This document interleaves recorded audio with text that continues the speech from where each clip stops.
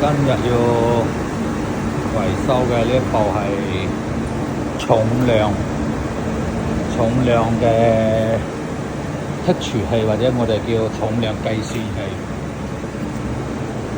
咁裏邊有兩個變頻機，呢個係幾多啊？220轉，應該可能12伏左右。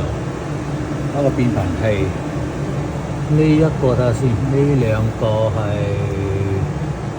先知啊。咁而家個問題咧，佢有一部分咧就計線重量唔準確，我哋而家就要維修佢嗰個處理佢嗰個計線重量方面。咁轉頭就會係將呢一批頭分別以唔同嘅重量去設置佢。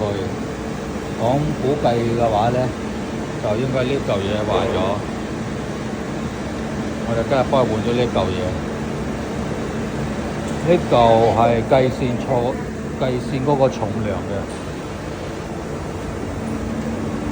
當達到重量之後嘅話咧，呢個位置就會彈起，就會將嗰個嘢突出嚟㗎啦。